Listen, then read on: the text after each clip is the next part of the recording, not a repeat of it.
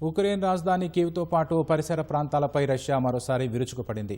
రాత్రి నుంచి తెల్లవారుజాము వరకు రష్యా బలగాలు క్షిపణులు, డ్రోన్లతో జరిపిన భీకర దాడుల్లో 15 మంది ప్రాణాలు కోల్పోగా మరో 42 మందికి పైగా గాయపడ్డారు.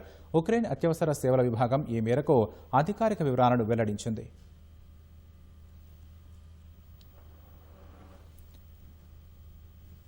ఉక్రెయిన్పై రష్యా దాడులు కొనసాగుతున్నాయి. కీవ్ చుట్టుప్రక్కల ప్రాంతాల్లో రష్యా దాడుల వల్ల భారీ ప్రాణ, ఆస్తి నష్టం సంభవించింది. కీవ్ పరిసర ప్రాంతాల్లోనే 14 మంది మరణించగా 27 మంది గాయపడ్డారు. బ్రోవారీ, బుచా, ఫాస్టివ్ జిల్లాల్లోని పలు ప్రాంతాల్లో భారీ అగ్ని ప్రమాదాలు చోటు చేసుకున్నట్లు అత్యవసర సేవల విభాగం తెలిపింది. బ్రోవారీ నగరంతో పాటు వెలికా, డెమెర్కా, పెరెమొహా గ్రామాల్లోని గోదాముల్లో మంటలు ఎగిసిపడ్డాయి.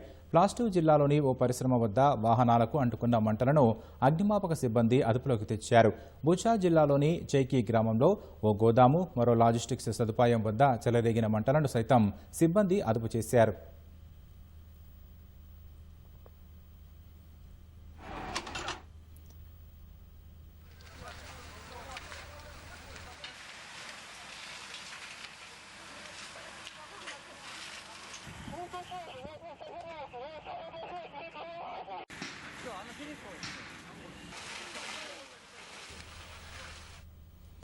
అటు కీవ్ నగరంలో ఒకరు చనిపోగా 15 మంది గాయపడ్డారని కీవ్ సిటీ మిలిటరీ అడ్మినిస్ట్రేషన్ ప్రకటించింది.